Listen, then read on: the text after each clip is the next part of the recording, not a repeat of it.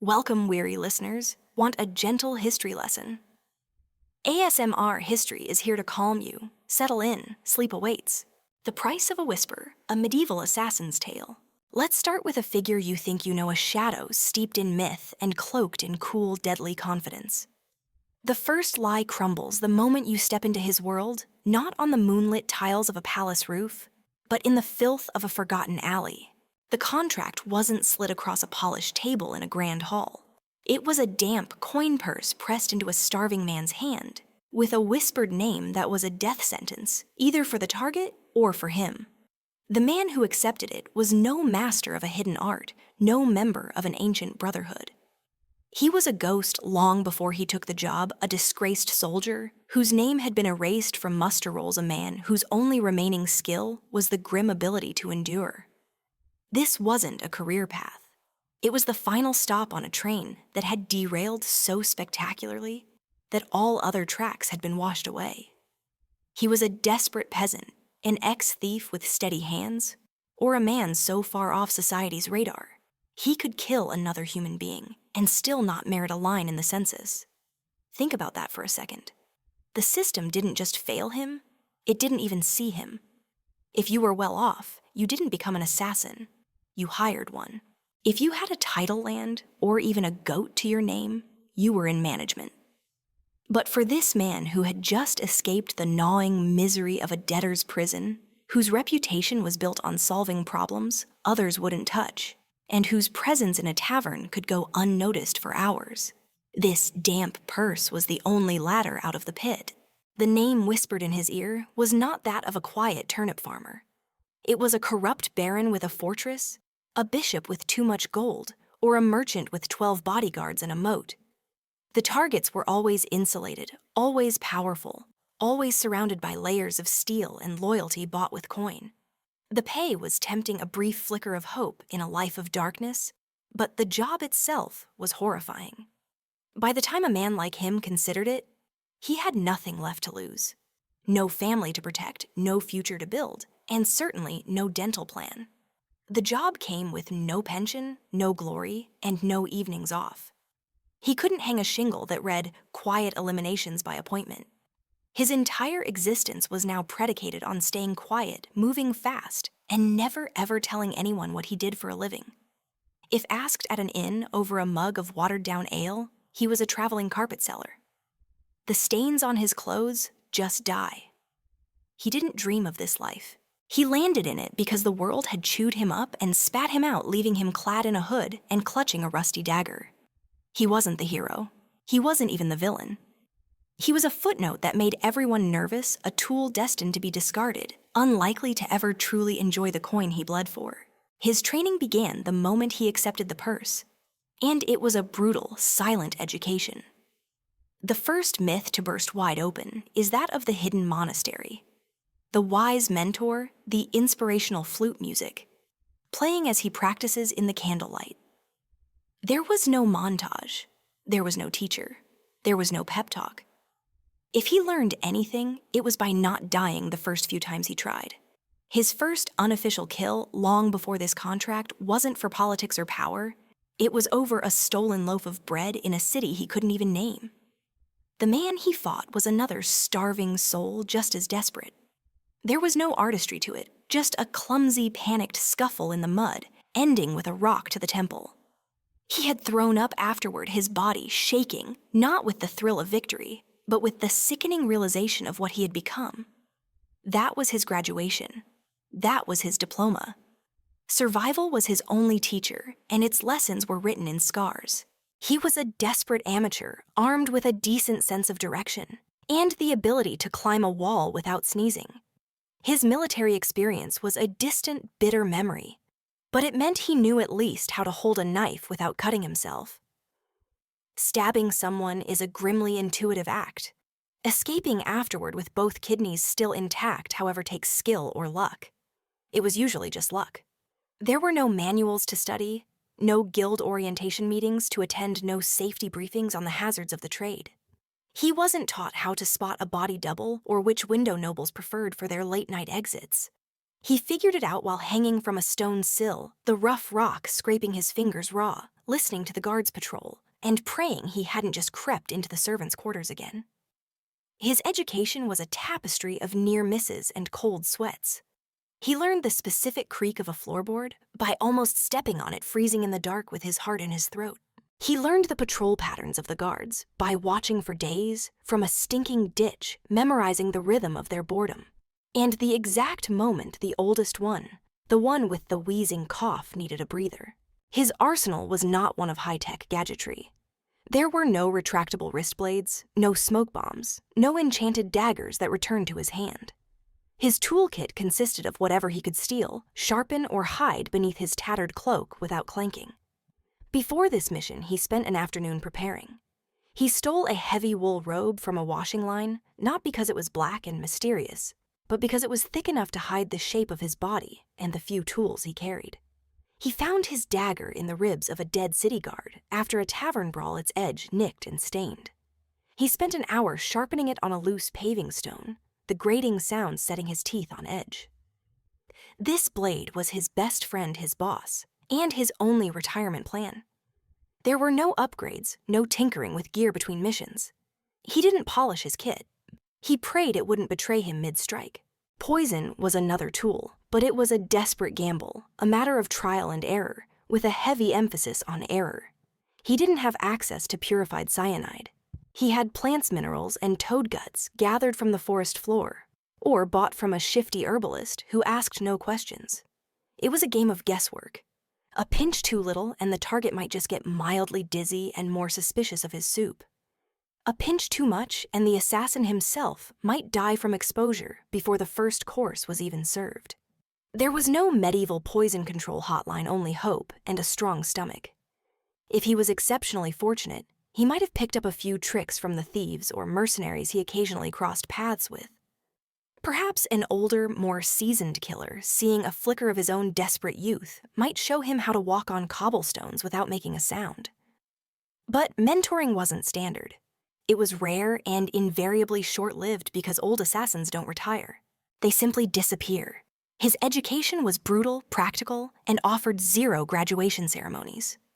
Only bruises, bloodstains, and the creeping, chilling realization that he was utterly and completely on his own.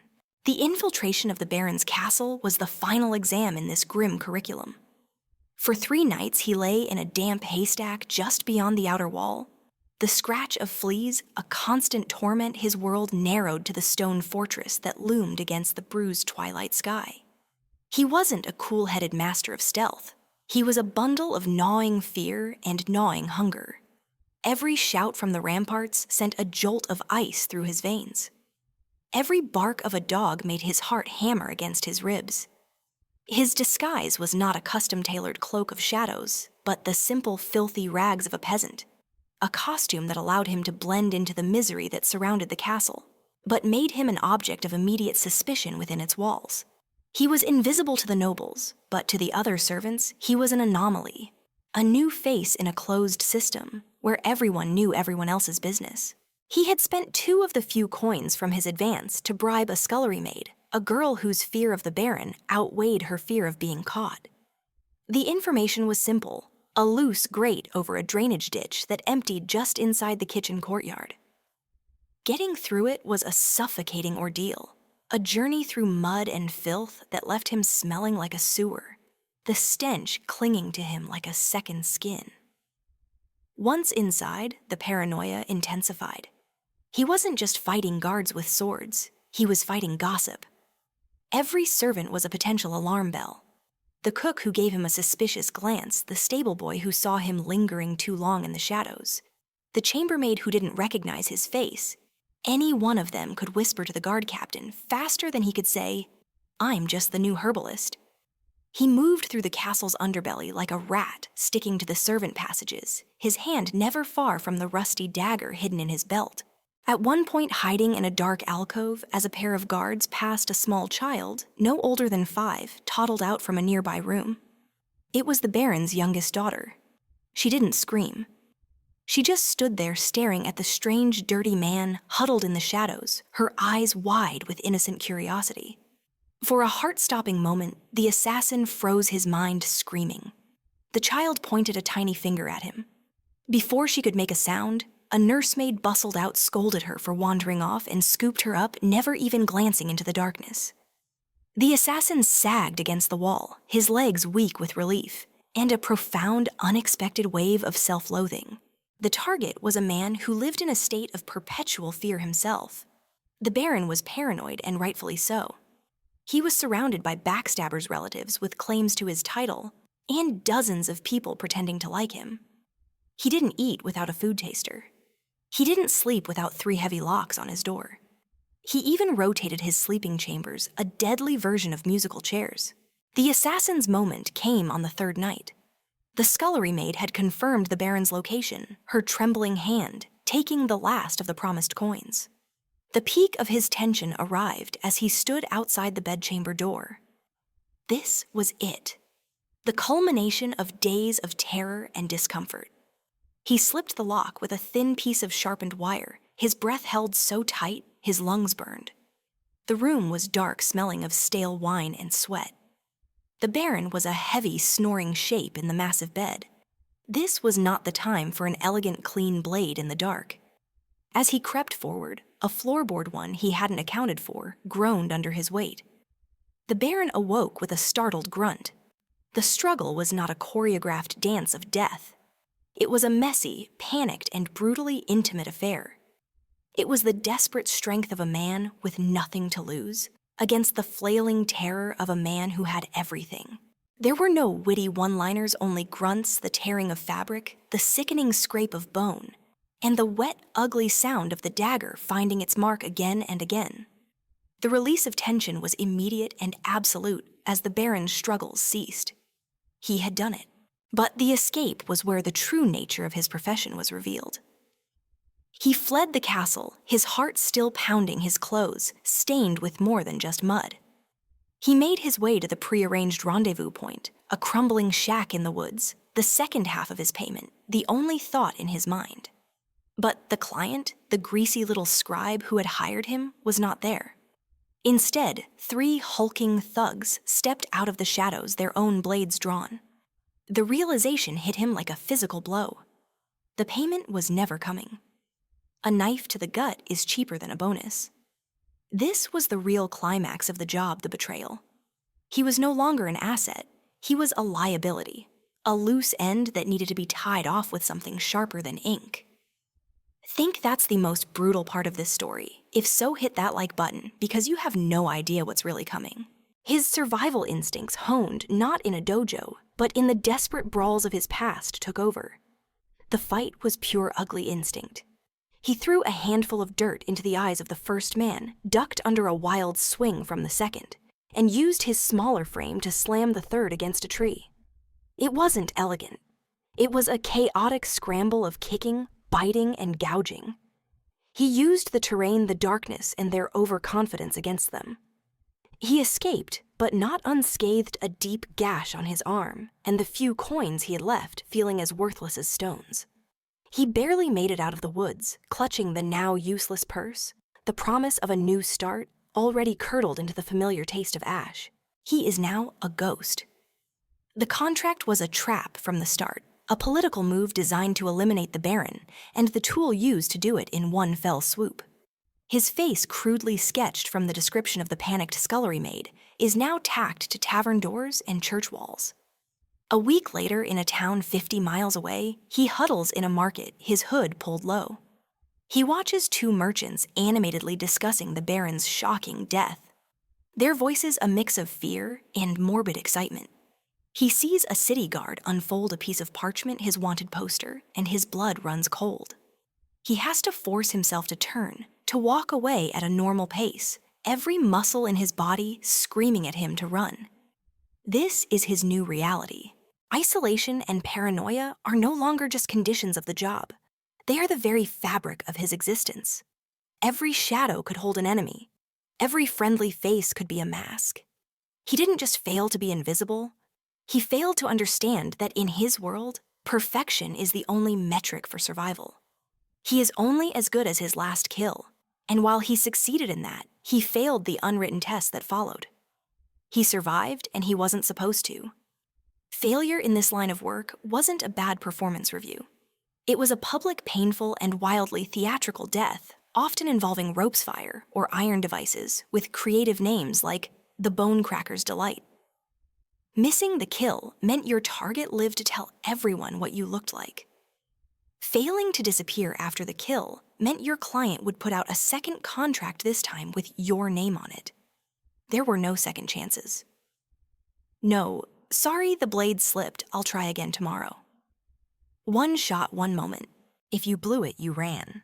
The man who was once a soldier, then a debtor, then an assassin, is now just a rumor, a whisper of a man who makes people disappear. But his own disappearance is the only job left, and it's one he must perform every single day for the rest of his short, haunted life. His silent, forgotten struggle is a testament to a brutal truth. True power rarely has to get its own hands dirty. While men like him were used as disposable blades and then erased from history, some architects of death never had to hide in the shadows.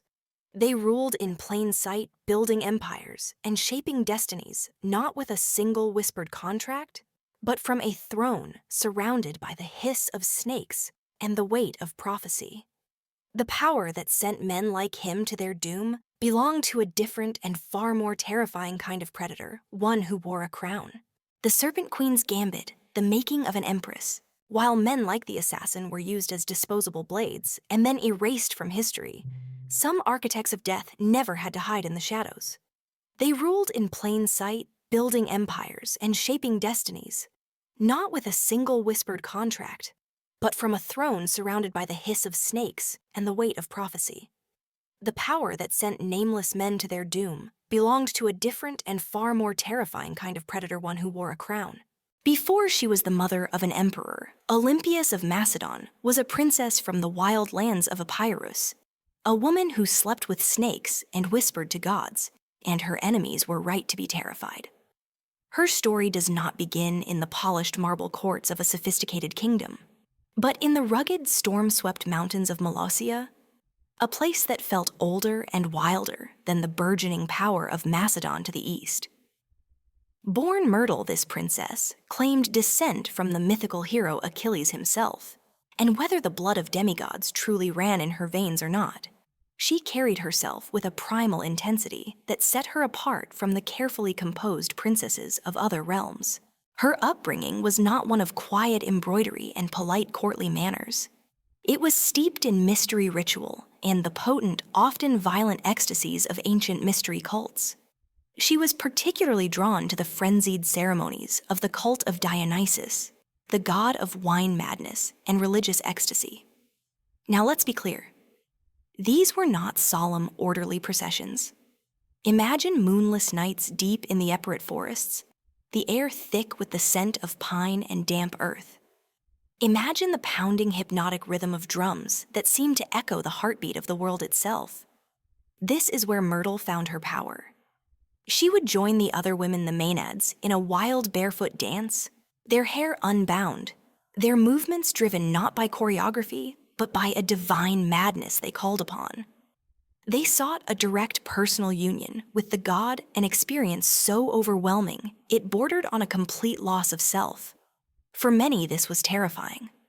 For Myrtle, it was home. She was not just a participant. She was an adept, a high priestess in this chaotic faith. She didn't merely pray to her gods. She felt she embodied them, channeling their ancient power. This connection manifested in ways that both enthralled and horrified those around her. Ancient sources, likely penned by men who viewed her with a cocktail of fascination and fear, speak of her keeping sacred snakes in her chambers. These were not mere pets. They were living conduits to the chthonic deities of the earth, symbols of fertility, rebirth, and hidden wisdom creatures that bridged the world of the living and the realm of the dead. The accounts claim she would allow them to coil beside her as she slept, their cool scales a familiar presence in the dark. Whether this is literal fact or the kind of slander that has always clung to powerful, unconventional women, we will never truly know. But the story stuck, and it became a cornerstone of her identity. It's one of those historical details that makes you wonder, what do you think? Was she a genuine serpent priestess? Or was this just the most effective smear campaign in ancient history? Let me know your theory in the comments below. Fact or fiction, it worked. To her allies, it was a sign of her divine favor. To her enemies, it was proof of her dangerous, unnatural power. Her authority then was forged, not on a battlefield or in a throne room, but in the uneasy flicker of torchlight among the whispers of priestesses and the sinuous curling bodies of serpents. She wasn't just another princess on the political marriage market. She was a living oracle, a woman touched by something older than politics and colder than steel. It was this potent mystery that ensnared Philip's show of Macedon. In roughly 357 BCE, Philip, a man as brilliant as he was, brutal as ambitious as he was famously licentious, traveled to the sacred island of Samothrace to be initiated into a religious mystery cult. There, he met Myrtle. He didn't just see a beautiful princess from a strategically important neighboring kingdom.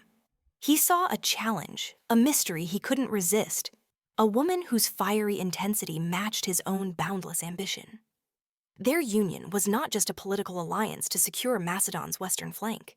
It was a collision of prophecy and power, a meeting of two apex predators who saw in each other a worthy partner and a formidable rival. From the very beginning, their marriage was shrouded in omens, and Olympias, a master of public relations, made sure everyone knew it. Legends likely encouraged and embellished by her claimed that lightning struck the sky on their wedding night. Later, she would profess to have dreamed of a thunderbolt entering her womb, seeding her with a child of divine origin. This wasn't just a fanciful dream, it was a political statement. It suggested her son was not merely the child of Philip, but the offspring of Zeus himself. Philip, for his part, reportedly had his own vision, that of sealing his wife's womb with the emblem of a lion. These stories became the founding mythology of their union, transforming a political marriage into a divinely ordained event. Whether they truly believed these visions or simply understood their political utility, they acted as if their offspring was destined to rule not just a kingdom, but the world. And when that child Alexander was born, Olympias intended to shape his destiny from his very first breath. Her arrival in the Macedonian court at Pella was the arrival of a foreign storm. Macedon wasn't the wild spiritual land of Epirus. It was a kingdom of iron and ambition, a place where political power was a bloody game of chess, where kings were routinely assassinated by their cousins and brothers, became rivals overnight. The Macedonian nobility was a proud, hard-drinking, and deeply patriarchal society. These were grizzled generals and landowners who valued battlefield prowess and blunt speech above all else. They viewed this epirote princess with deep suspicion. Her foreign accent, her fervent and strange religious practices, and her proud, unyielding demeanor marked her as an outsider. But Olympias, who now adopted this new name to signify her new status, walked into this nest of vipers with her head held high, her eyes already fixed on the ultimate prize ensuring her son's legacy. Their marriage, born of omens and ambition, was rocky from the start. Philip, for all his political and military genius, was not built for monogamy. He continued to collect wives like trophies, each marriage a calculated move to secure an alliance or consolidate power. For Philip, these were matters of state. For Olympias, they were personal and political threats. She wasn't a woman to sit quietly in the women's quarters while her husband took new brides. She held her own court, maintained her own political alliances, and was known to frequently turn to oracles and her private rituals to divine the future and perhaps to influence Philip's fate. At court feasts, while Philip caroused with his generals, she would sit silently, her dark eyes missing nothing, observing who flattered whom, who drank too much, and who harbored resentments. She saw each new wife not just as a romantic rival, but as a potential source of a rival heir who could threaten her son Alexander.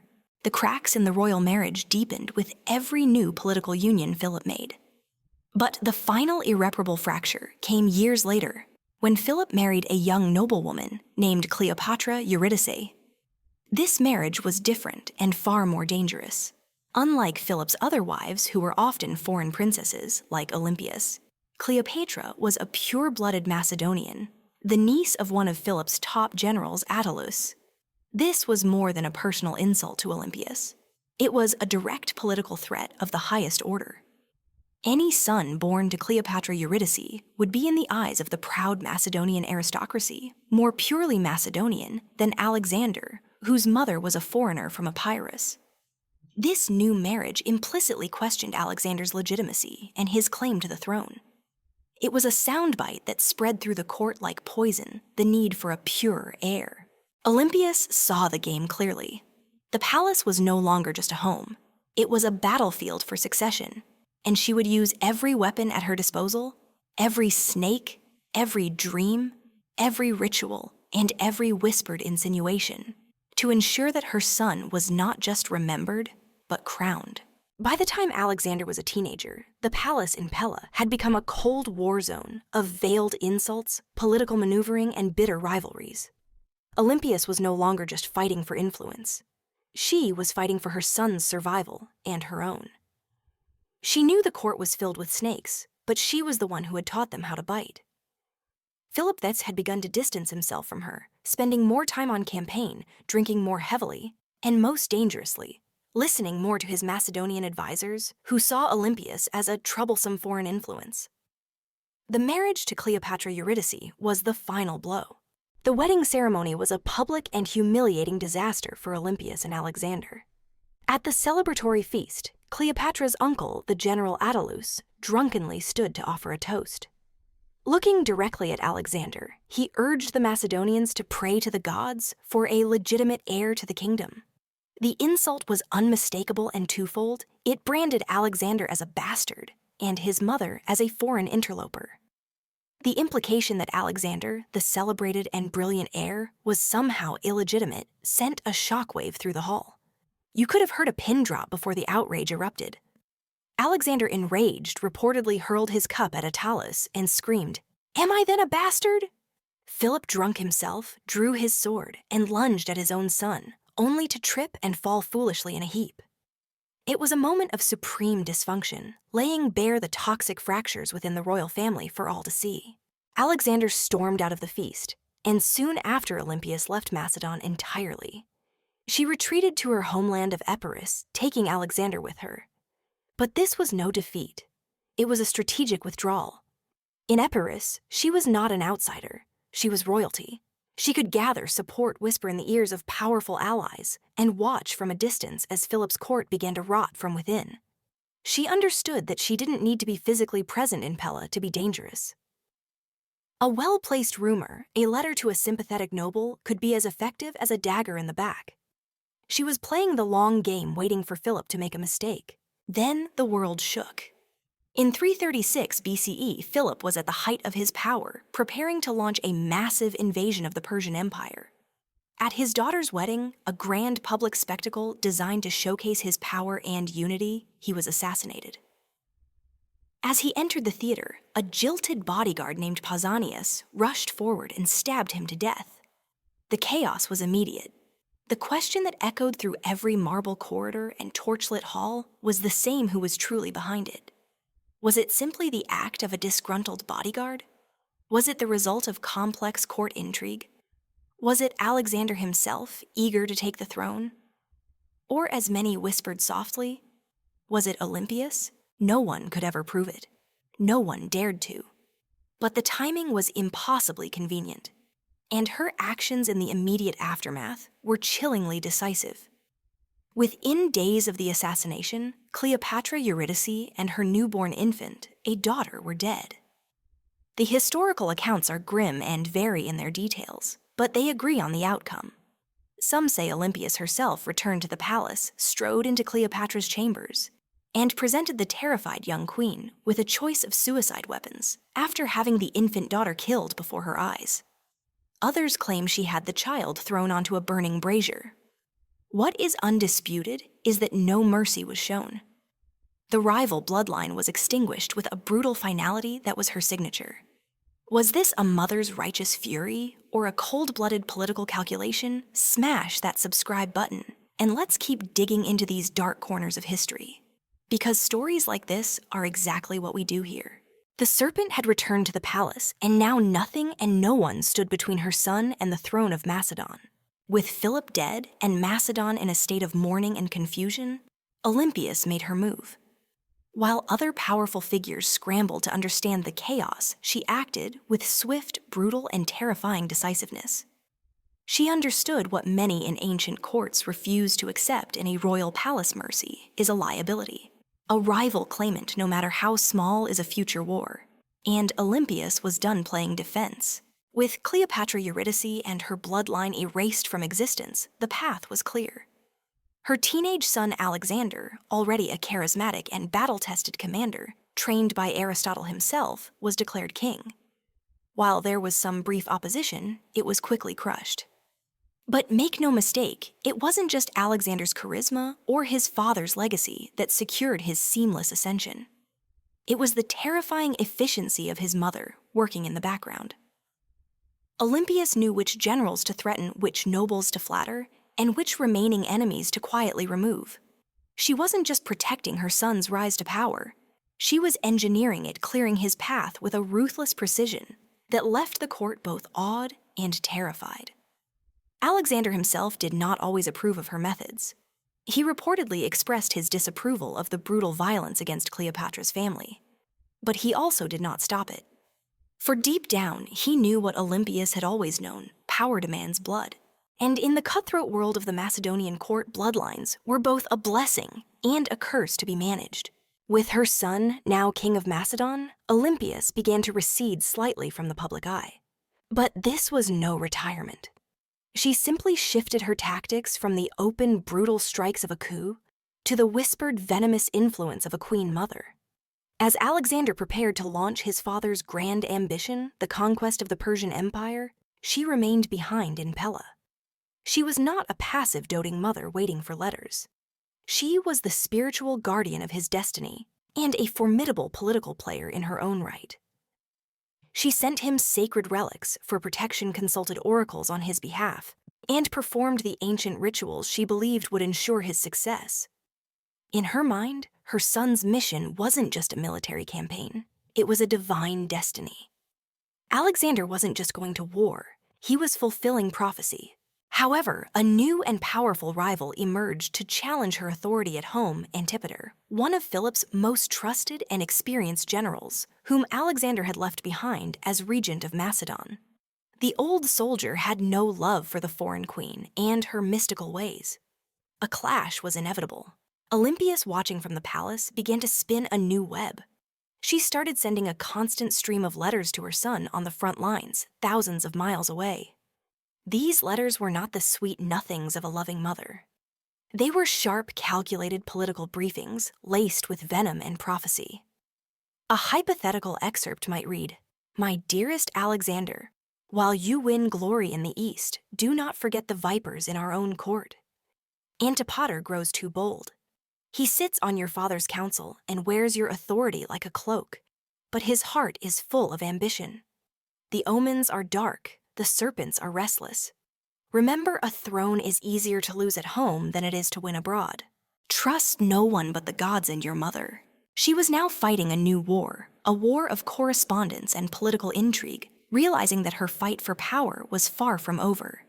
It had just entered a new, deadlier phase, a shadow war for control of the heart of an empire, even as her son conquered the known world. The palace of Macedon was a labyrinth of intrigue, but thousands of years earlier, on an island in the Aegean, a real labyrinth was built, a place that housed a secret far more monstrous, or so the legends would have us believe. The labyrinth of a lost world inside the myth of Knossos. The palace of Macedon was a labyrinth of intrigue, a maze of whispers and veiled threats. But thousands of years earlier, on a sun-bleached island in the Aegean, a real labyrinth was built, or so the legends would have us believe. This was a place that housed a secret, far more monstrous a structure, born not of political cunning, but of an alien and unsettling genius. On the island of Crete, just a few miles south of the modern city of Heraklion, lies a ruin that defies logic. It is the Palace of Knossos. To walk its grounds is to step into an architectural riddle. On one hand, you see evidence of a civilization so advanced, it is staggering multi-story apartments, brilliant light wells that illuminated inner chambers, and an intricate system of clay pipes that provided running water and flushing toilets. millennia before the Romans made such things famous. Yet for all its sophistication, this sprawling complex of over 1,000 rooms, covering nearly 150,000 square feet, possessed no massive defensive walls. In an age of brutal endemic warfare, this peaceful confidence is perhaps the most shocking feature of all. Stone corridors snake in all directions, rooms twist and double back on themselves, and staircases lead to unexpected levels or end in shadows. It's easy to lose your sense of direction even today. The ancient Greeks, looking back at this magnificent, confusing ruin, believed it housed a monster, the Minotaur. They were wrong. The palace was the monster. This was the heart of the Minoan civilization, one of Europe's earliest and most enigmatic societies, flourishing from around 2600 to 1400 BCE. The Minoans were not like the warrior cultures that would follow them. They were not the Spartans who sharpened spears, nor the Mycenaeans who built Cyclopean fortresses. Their artwork, vibrant and fluid, does not celebrate conquest or glorify kings. Instead, it celebrates life. Leaping dolphins swim across plaster walls, elegant women with bare chests and flounced skirts perform sacred rituals, and young athletes, both male and female, vault gracefully over the backs of charging bulls. This was a civilization that ruled not through conquest, but through trade. Their ships, sleek and silent, cut through the Mediterranean, carrying pottery, saffron, and luxury goods to Egypt, Mesopotamia, and the distant shores of the Levant. They built relationships, not vast armies, and this, more than weapons, made them powerful and rich. Their power was projected not by soldiers, but by the sheer quality and desirability of their goods and culture. At the center of it all stood Knossos, a place that was less a fortress and more an entire city under one roof. It was a hub of culture, religion, and economy, a masterpiece of organized chaos. The palace wasn't built all at once, but grew organically over centuries, with wings and levels added as needed, which only contributed to its bewildering layout. To an ancient visitor, it must have felt like magic. To modern archaeologists, it remains a beautiful, bewildering puzzle. And for centuries, this puzzle lay buried, its story told, only through the distorted lens of Greek myth. That is until one man decided to chase that myth. In the early 1900s, a British archaeologist named Sir Arthur Evans arrived on Crete. Evans was a man with a flair for the dramatic, a deep love for the Homeric epics, and a pocket full of money. He wasn't just an academic. He was an adventurer from a wealthy family, driven by an obsessive conviction that the legends of ancient Greece were not mere stories, but fossilized memories of a real heroic age. He was convinced that the myths of King Minos and his monstrous stepson the Minotaur were echoes of a historical truth. Local farmers had been unearthing strange carved seals near a mound of earth known as Kephala, and Evans, sensing something enormous lay beneath, purchased the land and began to dig. What he found would change the history of the Aegean forever. The tension of his excavation must have been immense. With each spadeful of earth, a lost world emerged.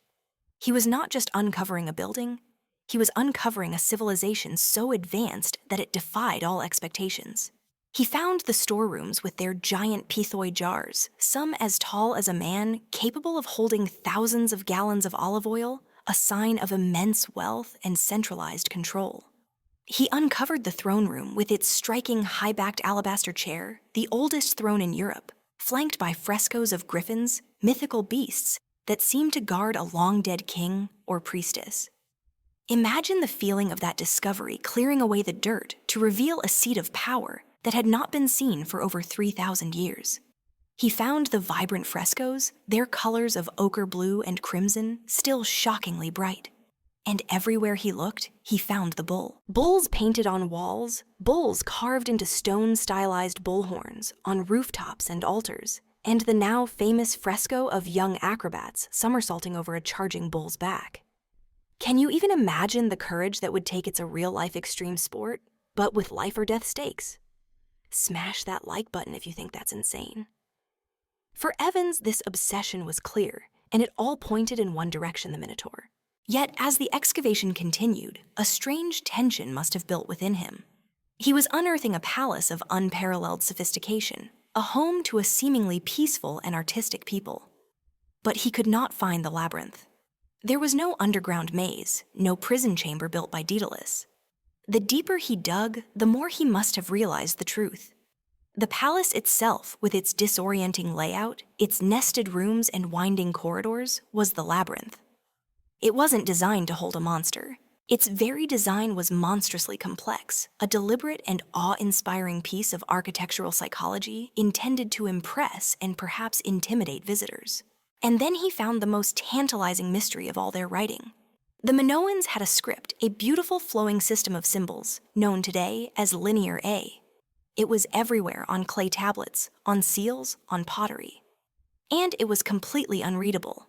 It remains undeciphered to this day. Imagine the frustration for Evans. Here was the voice of a lost civilization, a key that could unlock the secrets of their beliefs, their history, their name for themselves, and it was silent. The tablets recorded inventories, so much grain, so many jars of oil. But the language itself, the grammar, the stories remained a locked box. What secrets are locked away in this elegant script? What prayers did they speak? What histories did they write? We can only guess. This undeciphered script is the ultimate curiosity, a locked door in the heart of the labyrinth. This brings us to the climax of Arthur Evans's own story and the most controversial chapter in the history of Knossos. Faced with the crumbling ruins exposed to the elements after millennia underground and driven by his singular vision, Evans made a decision that has been debated by archaeologists ever since. He decided not just to excavate, but to reconstruct. Using reinforced concrete, a material of his own age, he rebuilt sections of the palace as he imagined they once stood. He raised the iconic red, downward tapering columns, replastered the walls, and had artists recreate the frescoes from the fallen fragments. His goal was to make the ruins intelligible, to give visitors a sense of the palace's original grandeur.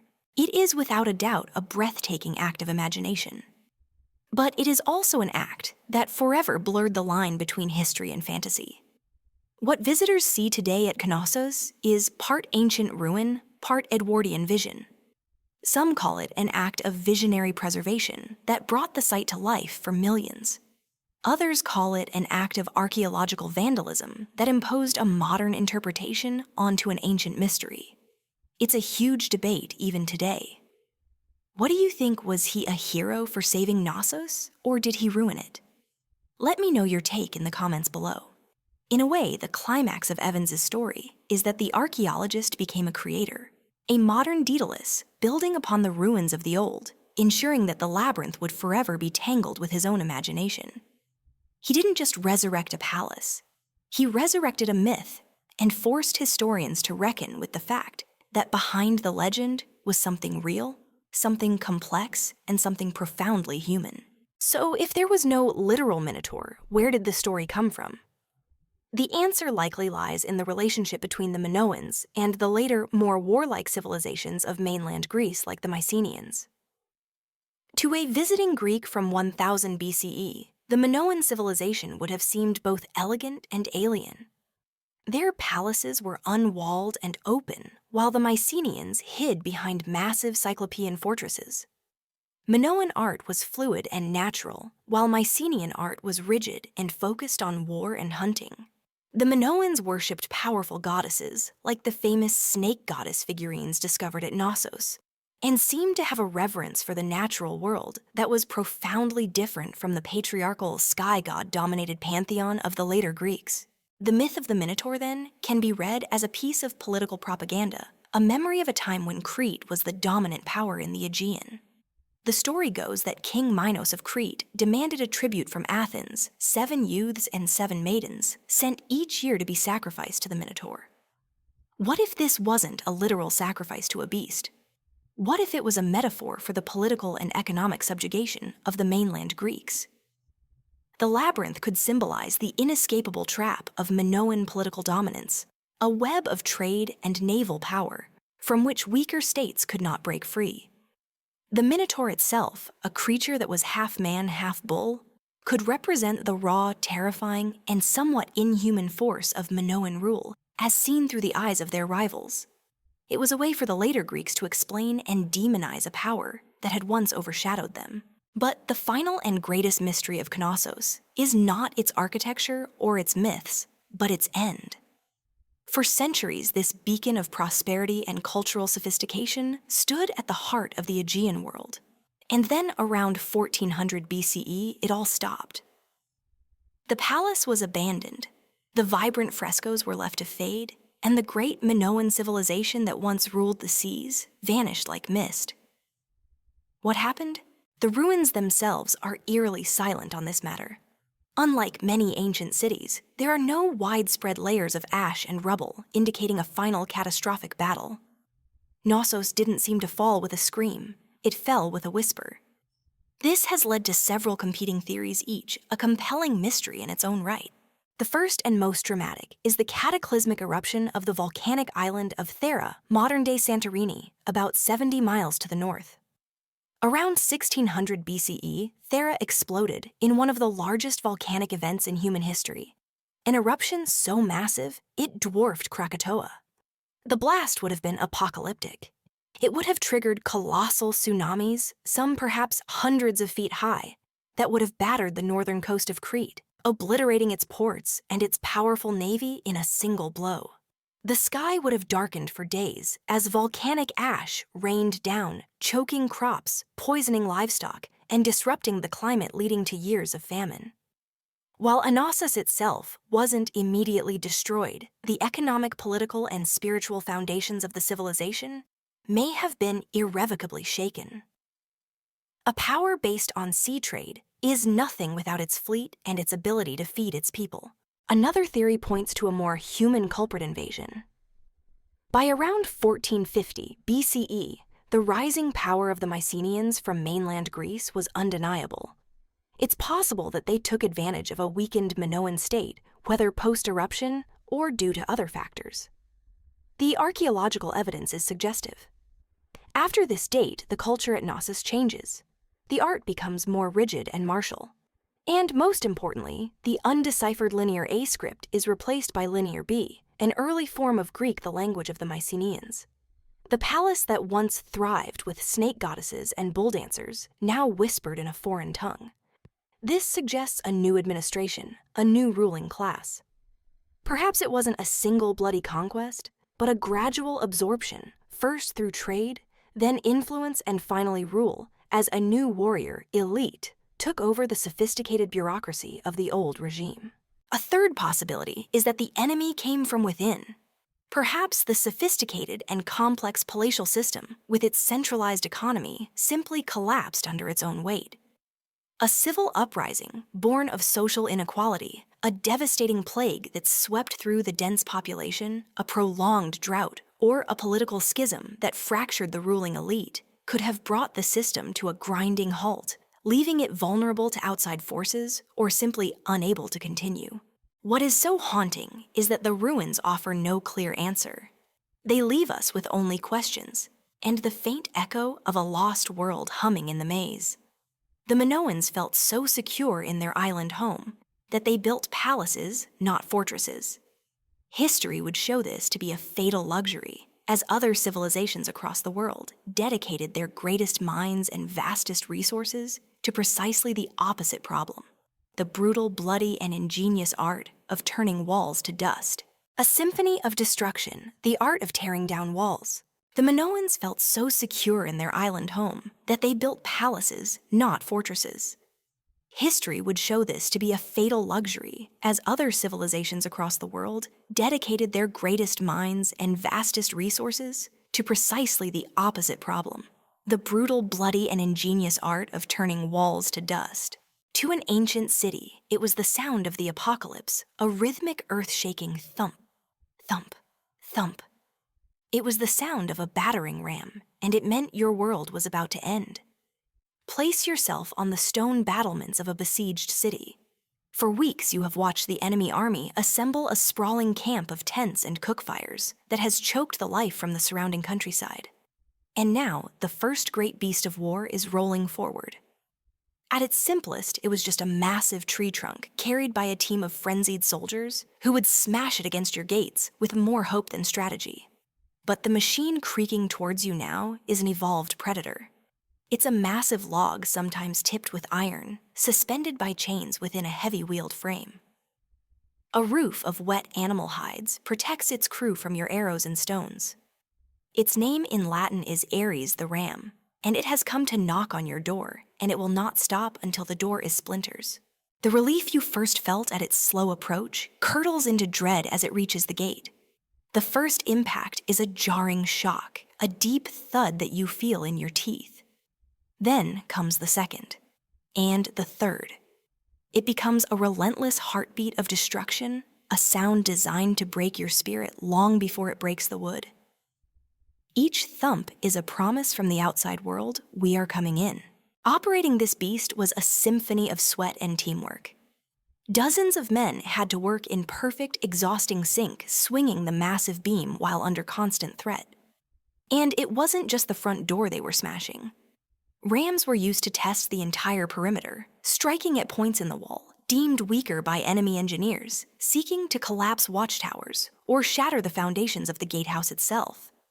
The presence of a battering ram was a declaration. It said, "Surrender now, or watch your defenses crumble like stale bread."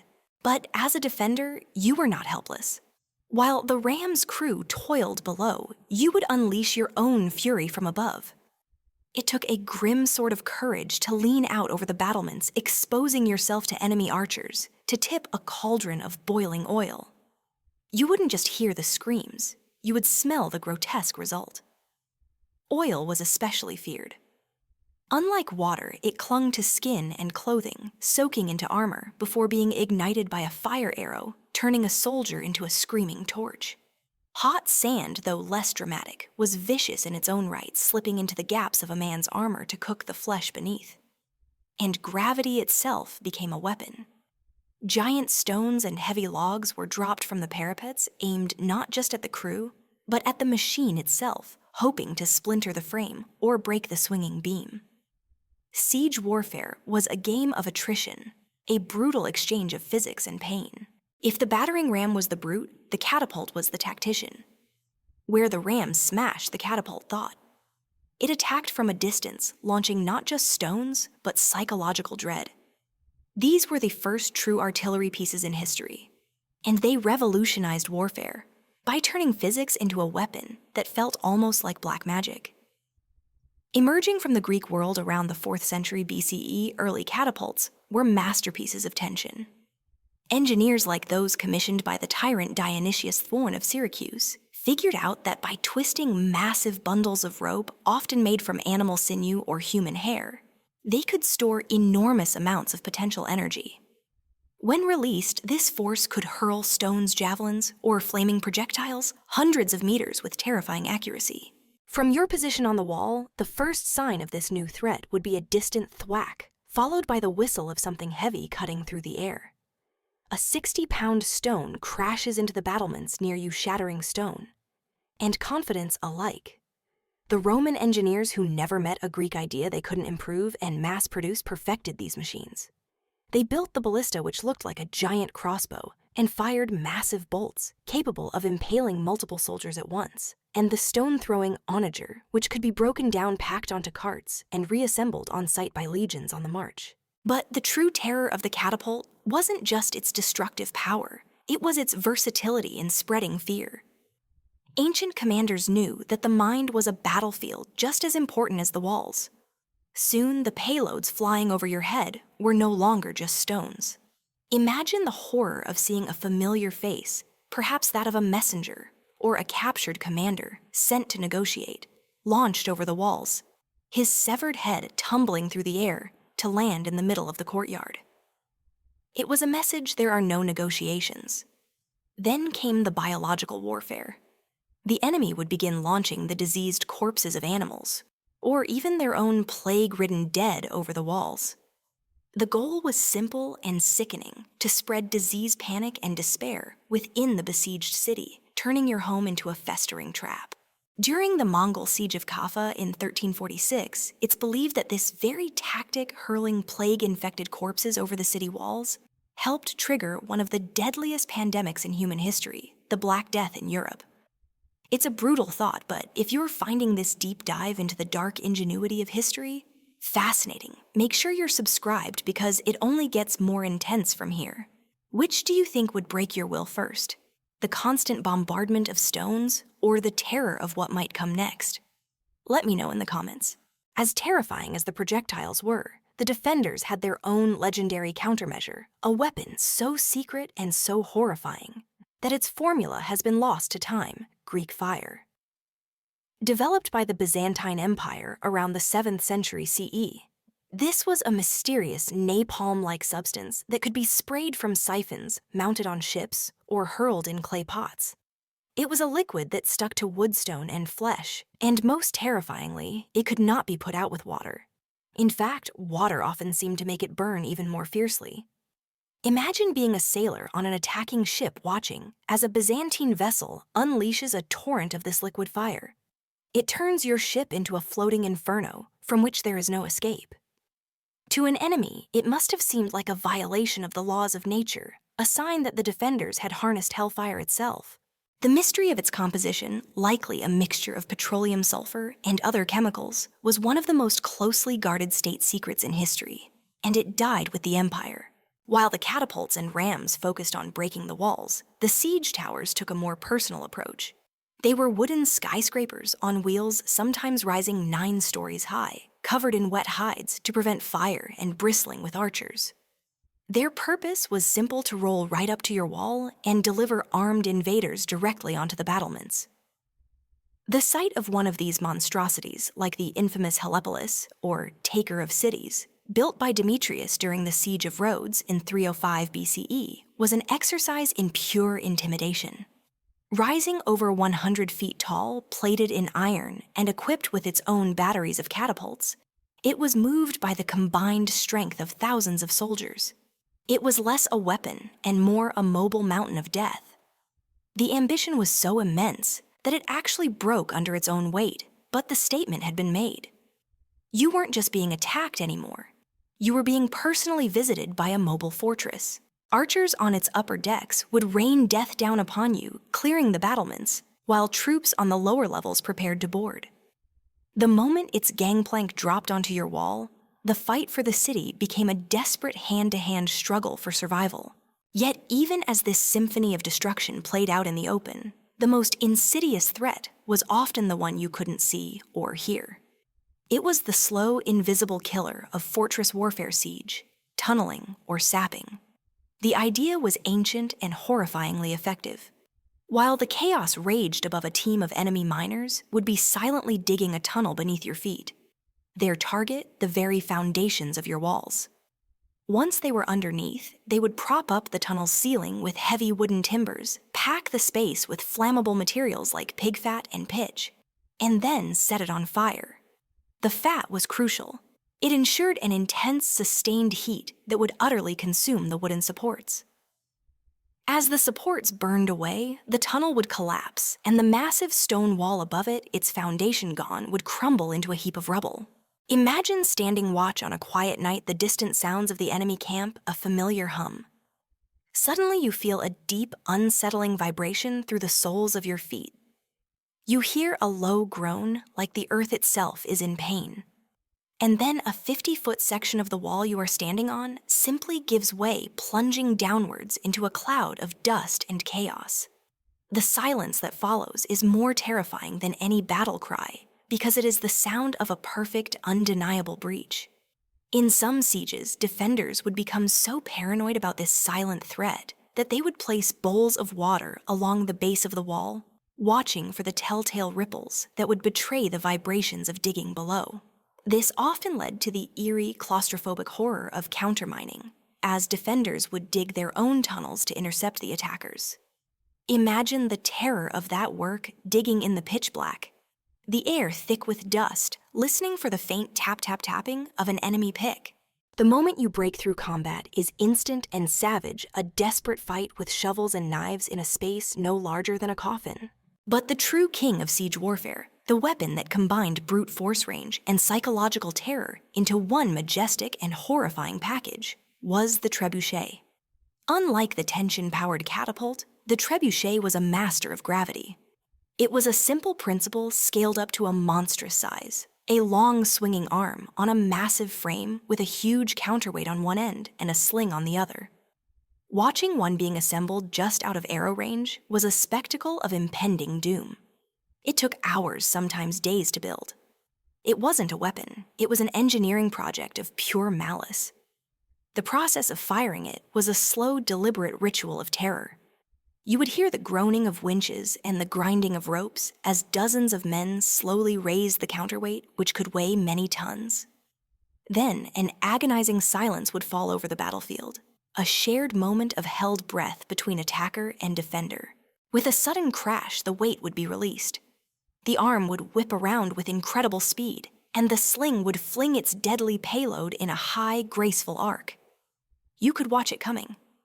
A 300-pound stone, the size of a small cow, sailing through the sky, seeming to hang there for an eternity, before crashing into one of your towers with enough force to turn stone to dust. The trebuchet wasn't a weapon of war, it was a statement of inevitability.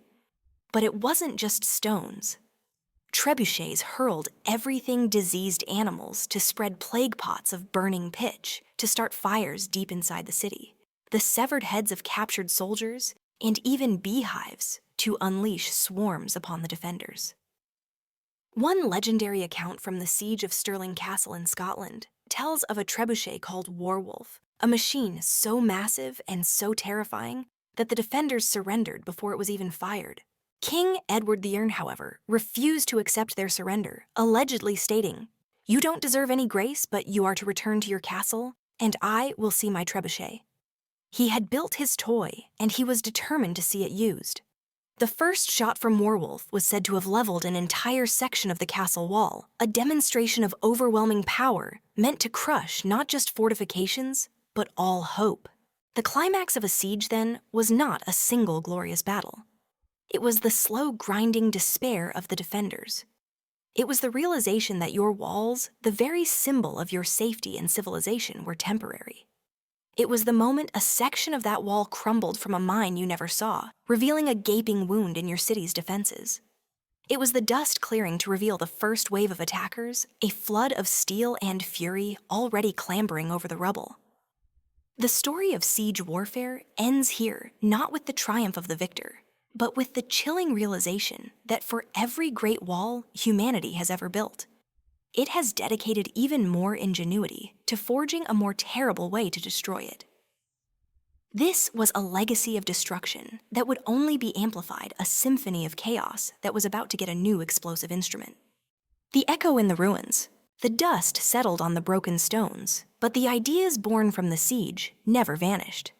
They live on a legacy of destruction that would only be amplified, a symphony of chaos that was about to get a new explosive instrument.